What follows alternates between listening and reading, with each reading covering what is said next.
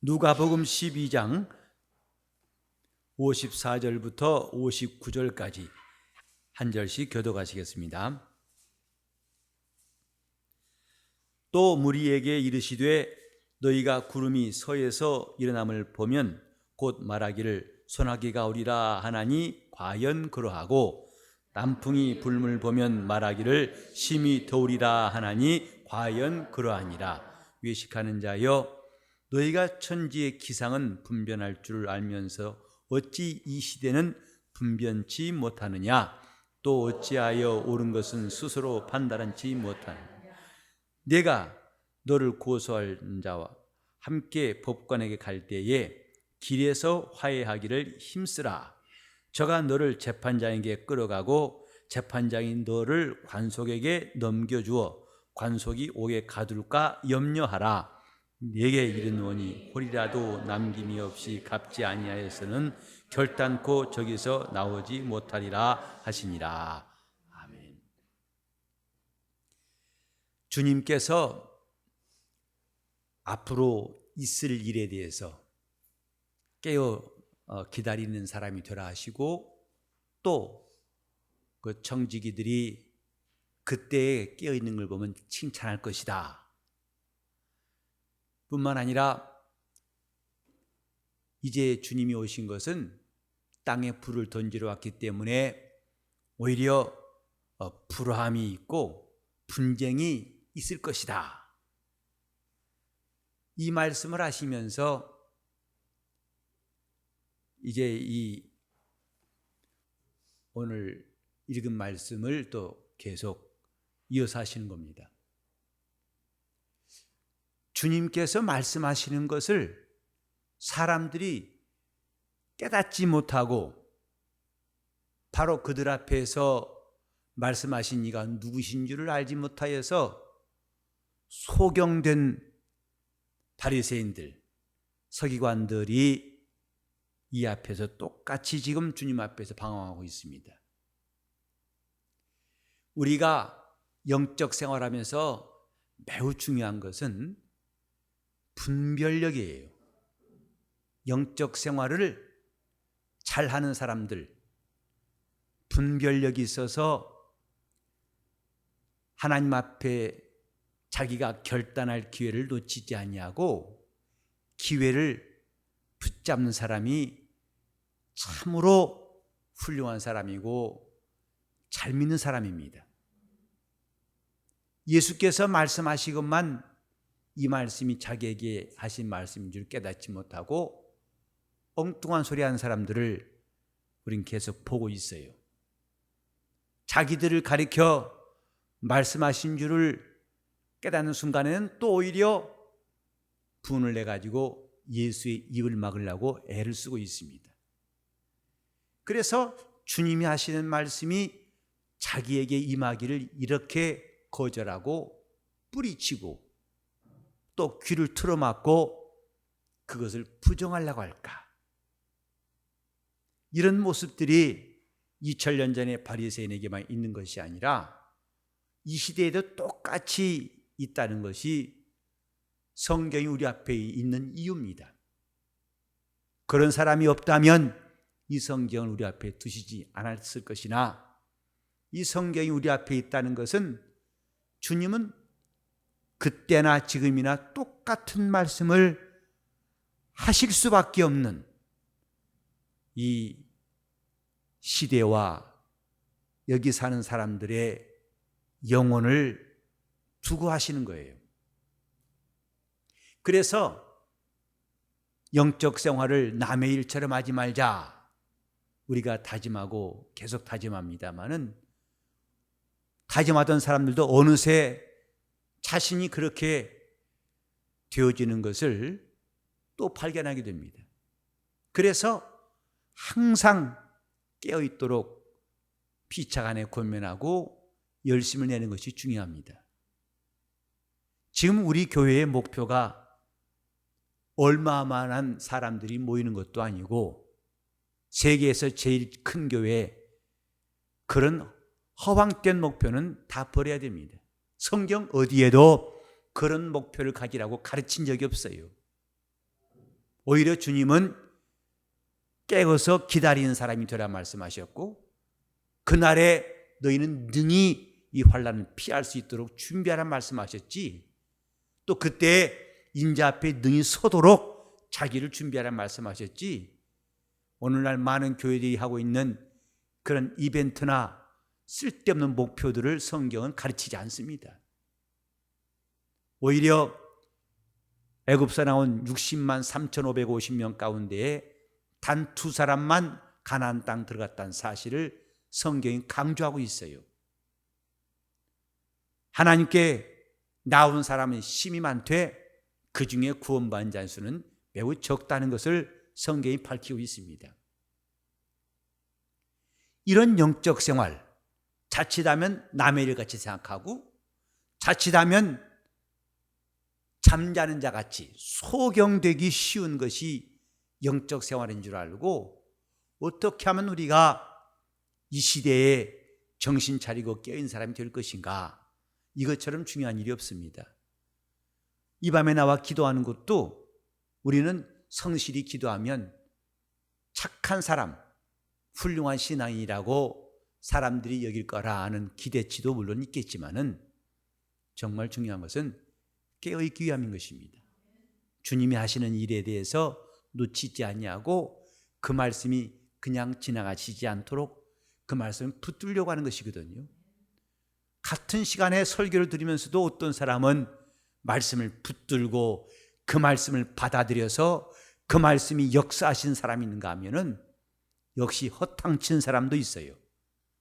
여리고에 많은 사람들이 있었지만은 바디메오 한 사람만이 자기 앞을 지나가신 예수님을 붙들었고, 삭개오 그만이 예수님을 자기 집에 모실 수 있었다고 성경은 말하고 있습니다. 남의 이야기 아닙니다. 야이로라는 사람이 그 수많은 무리 가운데에서 주님의 관심을 끌었고, 그래 주님은 그 집에 들어가서 12살 난 딸을 살리셨다는 것을 성경에 말씀하고 있어요. 왜 그 많은 사람 가운데 바로 특별한 그 일일까? 삭개오요, 바디메오요, 야이로요, 나사로요, 왜 그뿐일까? 하나님이 보실 때에 내가 이세 아들 다윗을 보니 내 마음에 합한 자로다. 그 시대에 다윗 한 사람밖에 없었겠어요?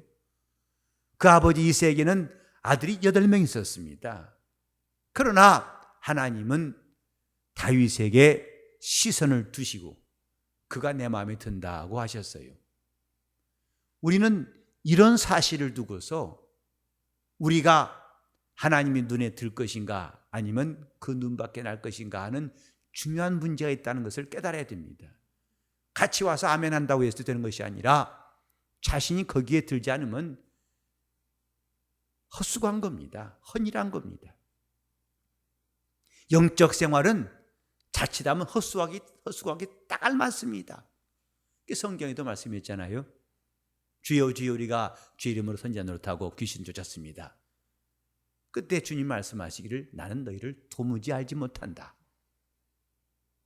그리고 내 이 말 듣고 행하는 사람은 반석에 집 지은 지혜로운 사람 같지만은 이 말씀을 듣고 행치 아니한 사람은 모래 위에 집 지은 어리석은 사람 같다 하고 말씀하셨어요.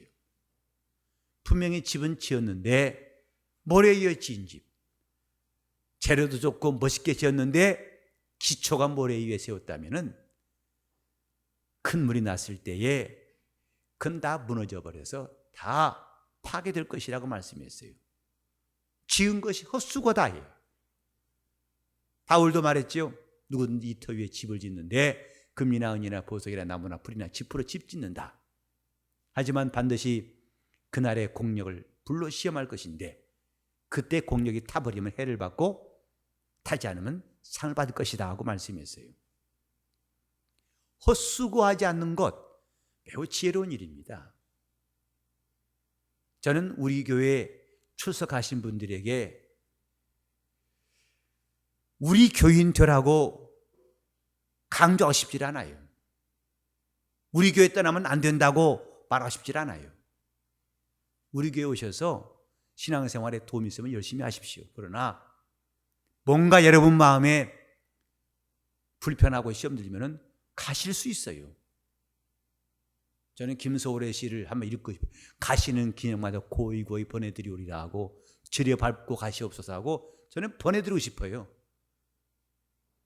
그러니까 여러분들 혹시 교회에 옮기시겠다 할 때는 물론 권면할 것입니다만 끝까지 죽자 사자고 붙잡지 않을 거예요.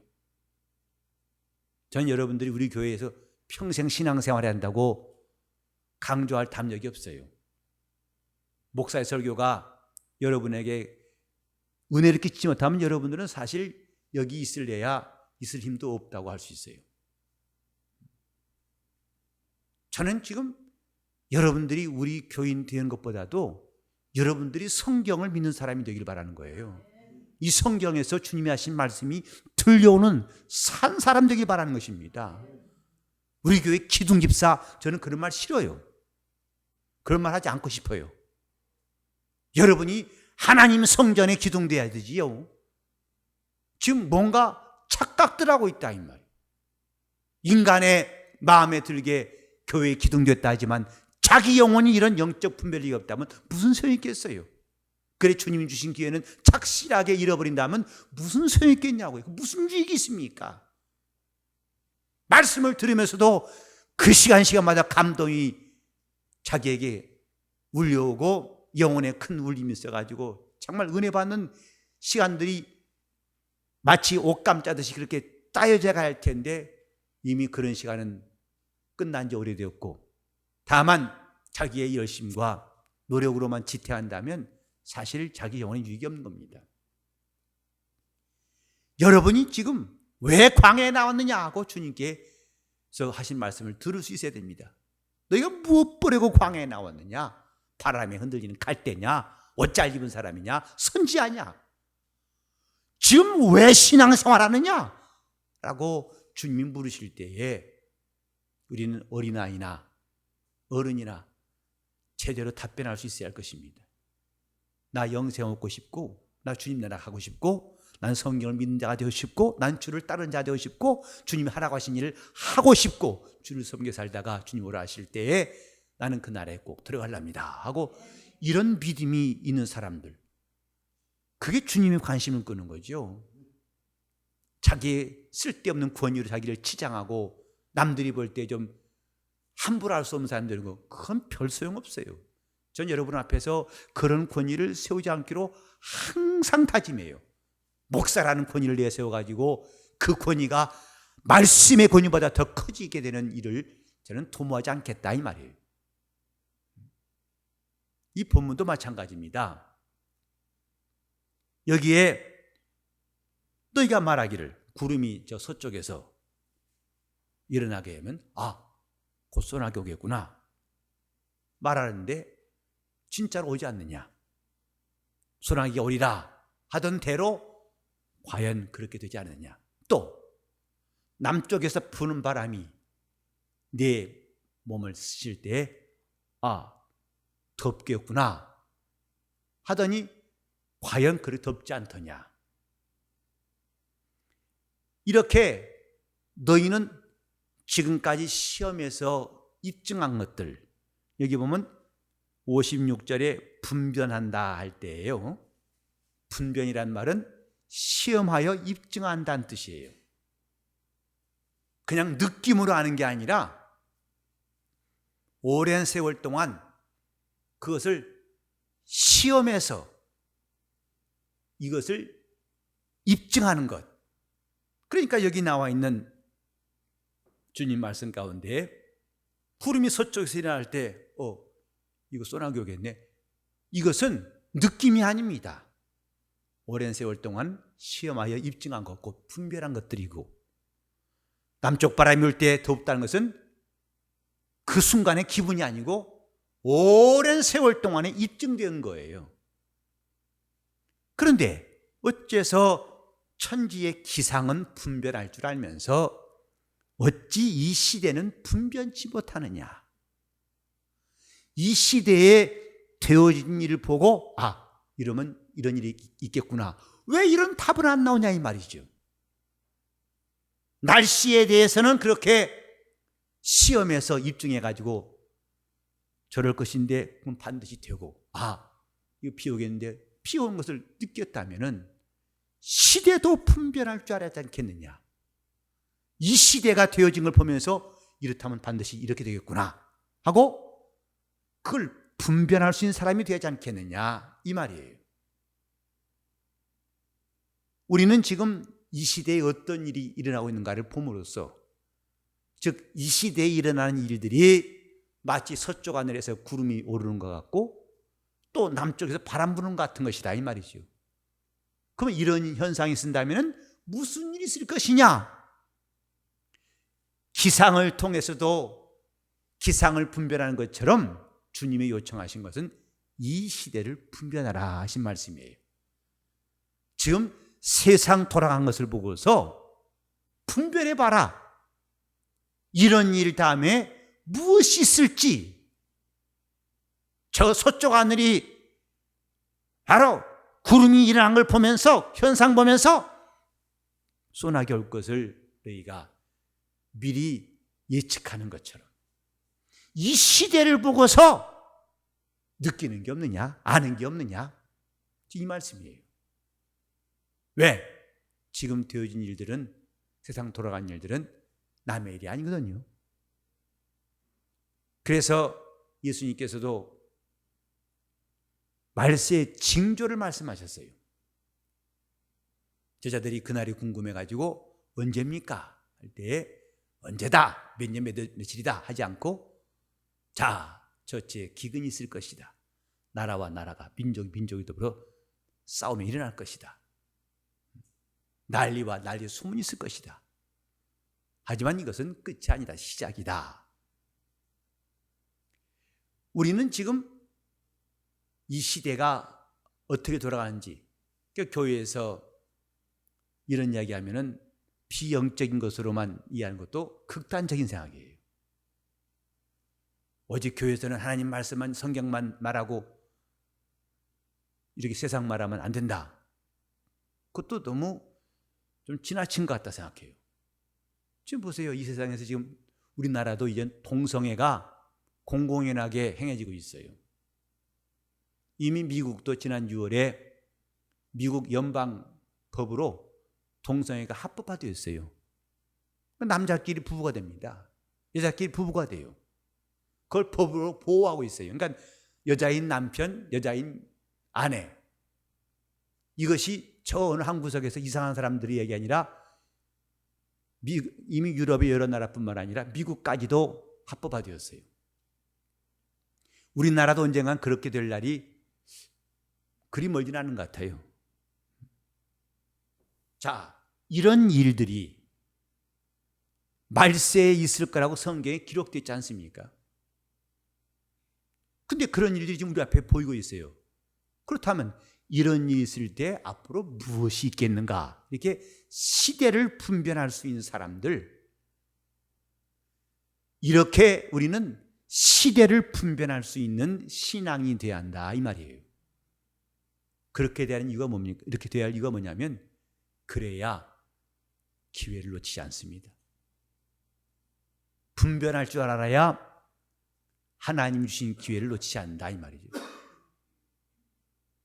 여기 보면은 57절 이하에 또 어찌하여 옳은 것을 스스로 판단치 않느냐. 이때 옳은 것이라는 말씀은 주님의 말씀, 주님이 하신 일과 그가 하신 말씀, 옳으신 말씀이에요. 선한 것입니다. 그런데 이걸 보고 스스로 판단치 않고 오히려 그걸 배척하기 바쁘고 못 들은 척이 바쁘다, 이 말이죠. 그러면서 58절 9절 말씀은 조금 이 본문의 흐름과는 동떨어진 것처럼 느끼지만은 사실은 연관된 말씀이에요. 여기에 내가 너 고소한 자와 함께 재판장에 갈 때에 길에서 화해하기를 힘쓰라. 즉 내가 재판에 가서 결론 지으려는 것은 어리석다. 지혜로운 사람은 재판장에 가지 않는다, 이 말이에요. 그 전에 화해할 수 있으면 빨리 화해하는 것이 훨씬 낫다, 이거예요. 화해냐 법정에서 판결이냐, 둘 가운데에서 지혜로운 것은 화해하는 겁니다. 그러므로 이 재판장한테 가는 것이 매우 심각한 일이라는 것을 여기 말씀하시기를, 너를 고소한 사람이 재판장에게 넘겨주고 재판장은 관리에게 너를 넘겨줘서 관리는 너를 옥에 가둘 것이다. 그러니까 고소하는 자가 재판장, 재판장이 관리에게, 관리는 옥에다 가둬버린다 이 말이에요. 재판하는 결과는 옥에 갈 수 있어요. 그렇기 때문에 이런 일이 벌어지기 전에 너는 빨리 화해하라. 그게 지혜로운 사람이다. 현명한 사람이다. 재판 끌고 가는 거 잘한 거 아닙니다. 거기서는 차라리 사전에 화해하는 것이 훨씬 낫다는 것을 나중에 깨달을 거예요. 그러니까 지혜로운 사람은 재판을 재판 건다고 그게 무슨 자기가 반드시 유리할 것처럼 장담하는데, 재판해 보신 분은 알겠지만은 막대한 손해가 올 겁니다. 시간과 물질과 함께 마음의 상처도 원찮은 보너스로 잔뜩 안겨지는 것이거든요.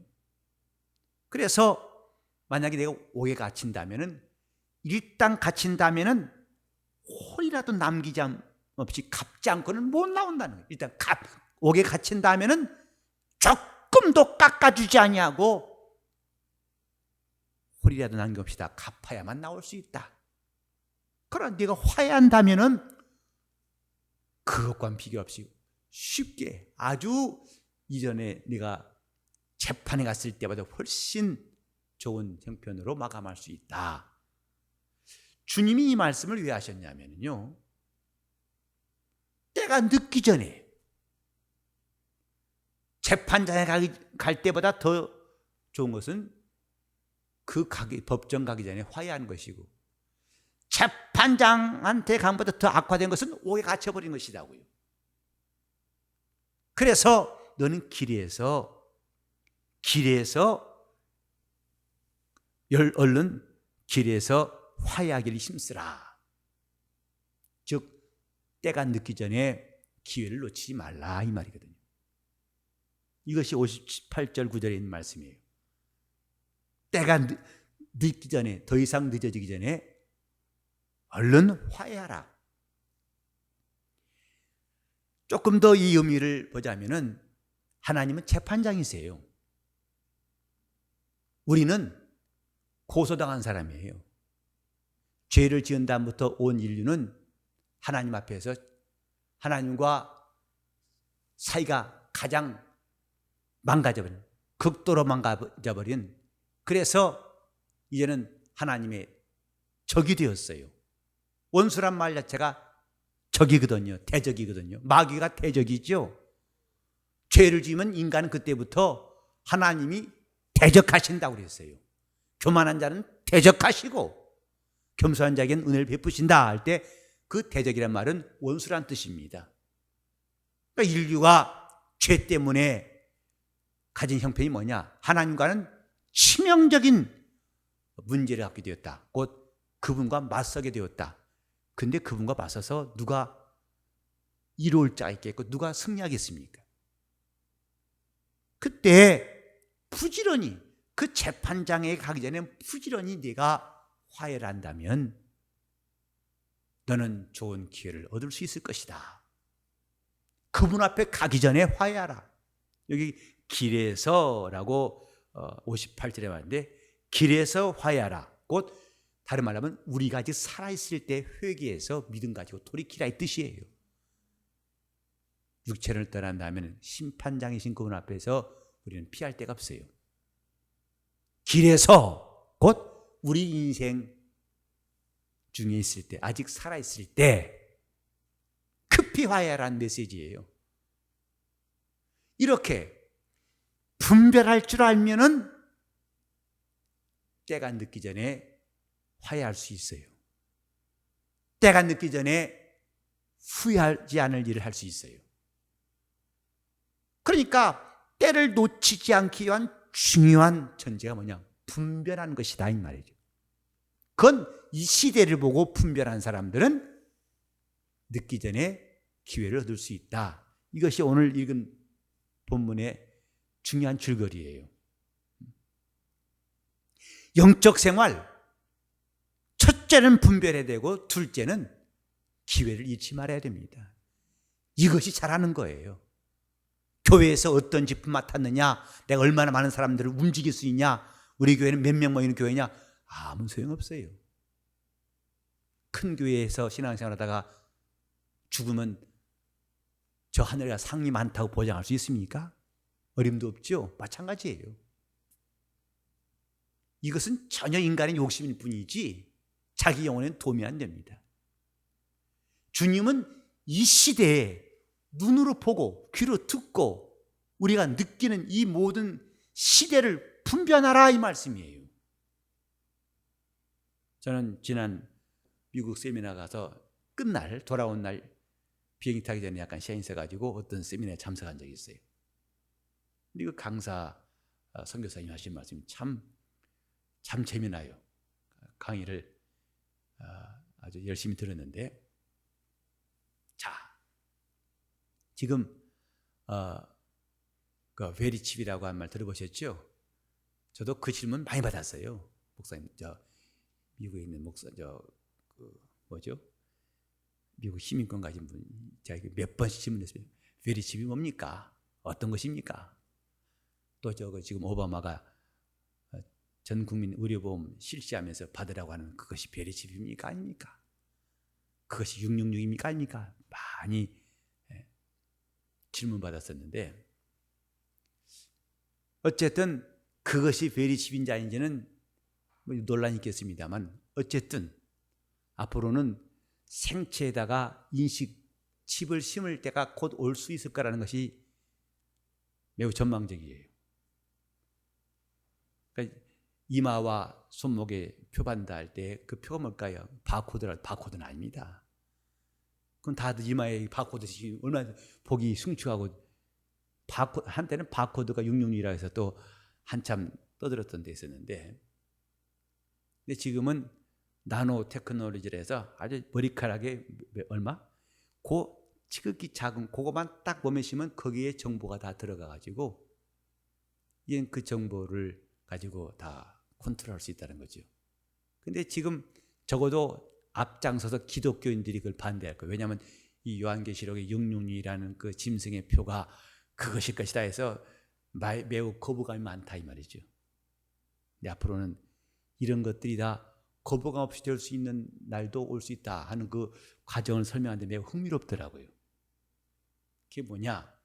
지금 이제 IS란 그 순위파 극단주의자들, 전 세계를 공분에 빠뜨리고 있는 사람들 일들을 많이 보셨을 거예요. 이제 그 대테러 작전을 지금 연합해서 하고 있습니다만은 막을 가망이 별로 없답니다. 그리고 공습을 하고 두드려 패도 그들을 박멸한다는 것은 거의 낙관적인 사람이 없어요.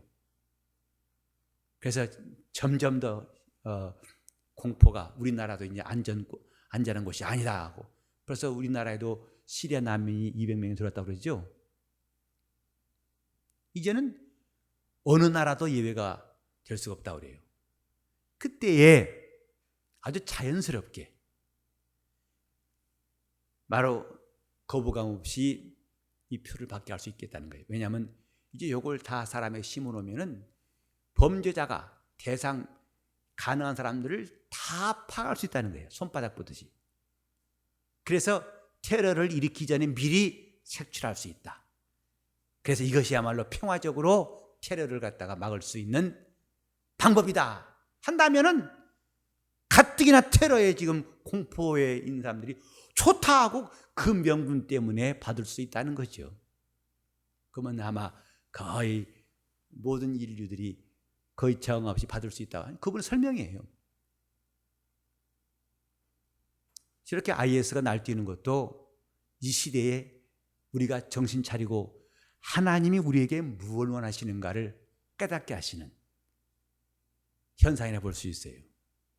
단지 IS라는 저들의 그 잔인한 행동 자체를 두려워하고 무서워하고 공포에 떨 것이 아니라 왜 이 시대에 저런 일이 일어나고 있는가? 하나님은 왜 이런 일들이 우리 앞에 있게 하시는가? 주님께서 이 시대의 표적, 하늘로부터 온 표적을 구하는 그들에게 마태복음 16장에도 이 시대의 표적을 왜 알지 못하느냐고 하신 말씀이 있어요. 우리는 이 세상이 어떻게 돌아가는 일을 잘 살필 수 있는 그리스도인이 되어야 됩니다. 그게 세상에 문 닫고 그저 골방에서 신앙생활하는 것만이 신뢰한 것은 아니에요. 그러니까 참 우리의 생각과는 좀 맞지 않는 말씀이 마태복음 16장에 나오는데, 유대인들이 하늘로부터 온 표적을 구할 때 주님은 이 시대의 표적을 말씀하셨어요. 아니, 이 시대의 표적이 신뢰한 것입니까? 하늘로부터 온 표적이 신뢰한 것입니까? 당연히 하늘로부터 온 표적이 더 맞다고 생각할 터인데, 주님은 그 하늘로부터 온 표적을 보여주지 아니하시고 이 시대의 표적을 알라고 말씀하셨어요. 왜? 이 시대를 통해서 하나님이 하신 일들을 깨달으라는 거예요. 우리가 어떤 사람이 될 것인가? 자기 영적 생활에 어두운 부분이 없도록, 분별력이 흐릿하지 않도록 우리는 정말 하나님 말씀을 읽고 배우는 목적이 뭐냐? 그분이 주신 영감과 그분의 지혜를 얻고 그분이 보시는 것처럼 그분이 가르치시는 손끝을 볼 수 있는 사람이 되려고 하나님 말씀을 읽고 기도하고 깨어있는 것이 중요합니다. 우리 모두가 주 앞에서 시대를 분별할 수 있는 사람들, 저 천지의 기상은 분별하면서 어찌해서 이 시대의 표적은 분별치 못하느냐? 에베소 5장에도 세월을 아끼라, 때가 악하니라 그랬어요. 거기는 기회를 얻으라 는 뜻을 여러분 알고 계시죠? 기회를 얻으라. 근데 그 기회는 분별한 자에게서 얻을 수 있어요. 분별한 자만이 지금은 기도할 때다. 지금은 하나님 말씀을 듣고 회개할 때다. 지금은 주님 앞에서 내가 경성할 때구나. 은혜 받을 때구나. 하나님을 의지할 때구나. 그분을 찾을 때구나. 그분을 사모하고 가까이 할 때구나. 이것은 분별한 자에게서만이 가능한 이야기예요. 우리는 요란스러운 것만 좋은 것이 아니라, 끝나고 조용조용한 것도 좋은 것이 아니라, 우린 정말 중요한 게 뭔지 알아야 됩니다. 다 같이 합시다. 이 시대를 분별하라. 이것이 오늘 설교 제목이에요. 물어볼까 봐 미리 말씀드릴게요. 이 시대를 분별하라. 이것이 자기 영혼으로 하여금 때가 더 늦기 전에 하나님과 화해할 수 있고 내 영혼을 위해서 기회를 얻을 수 있는 귀중한 것임을 알아야 할 것입니다. 영적 생활은 분별력이 필요합니다. 이 시대를 분별할 수 있는 지혜롭고 신령한 그리스도인 될 수 있기를 예수 이름으로 축원합니다. 함께 기도하실 때 내 영혼이 정신을 차리게 하시고 이 시대를 분별할 수 있는 깨어있는 성도 될 수 있도록 통성으로 기도하시겠습니다. 하나님 아버지, 우리 영혼이 하나님 말씀을 듣소서.